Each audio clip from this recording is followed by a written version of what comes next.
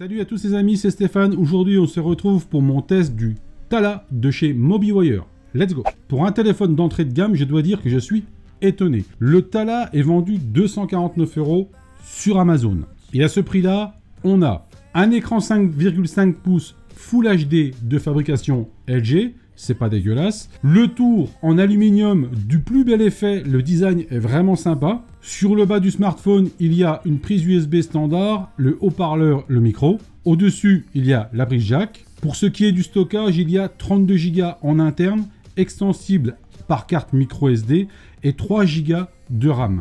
Donc ce qui est plutôt pas mal. Le Tala propose la double SIM. Il embarque un processeur MTK Helio P10 octa-cœur, donc il y a de quoi faire.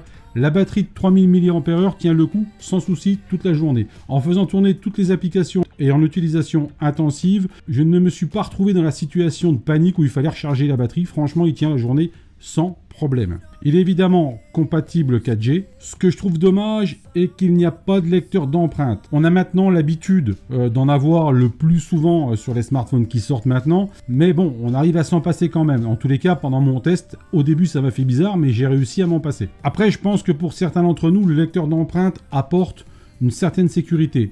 À voir selon les goûts de chacun. Évidemment, à ce prix-là, le Tala n'est pas IP68, il ne faut pas le laisser tomber dans l'eau. Ce Tala de MobiWire tourne sous Android 6.0 Marshmallow, sans aucune surcouche de la part du constructeur. Donc, expérience Android pure. À mon avis, il ne va pas proposer Nougat, mais il est sans doute possible de l'installer d'une autre manière. Côté utilisation, le processeur octa-cœur collé aux 3 Go de RAM fonctionne très bien pour les tâches au quotidien. Le smartphone est plutôt fluide et on passe facilement d'une appli à l'autre. Les applications s'ouvrent très vite. Bon, après pour les gros jeux, la fluidité sera perceptible. Par contre, pour faire tourner un Mario ou autre Pokémon, il n'y a aucun souci. Côté appareil photo maintenant les amis, on a à l'arrière un capteur de 16 mégapixels Samsung avec une ouverture focale de 2.2 et à l'avant 5 mégapixels. Pour la vidéo, on aura maximum du Full HD 1080p à 30 images par seconde. Comme vous pouvez le voir, l'application photo et vidéo propose différents réglages possibles. Intéressant pour affiner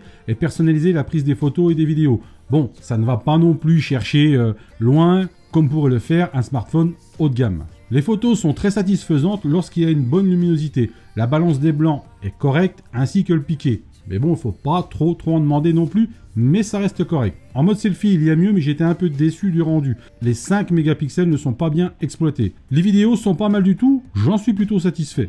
Il fait bien taf pour un téléphone d'entrée de gamme. Bon, évidemment, il n'y a pas de stabilisateur d'image, malheureusement. Globalement, les amis, ce Tala de chez MobiWire est un très bon smartphone d'entrée de gamme.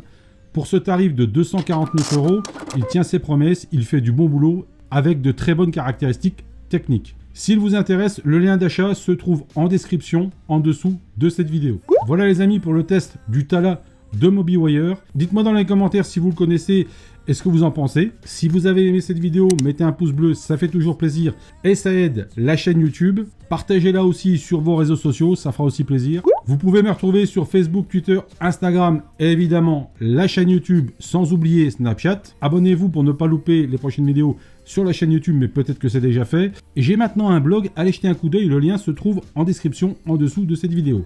Les amis, je vous dis à très bientôt pour une prochaine vidéo. Prenez soin de vous. Salut!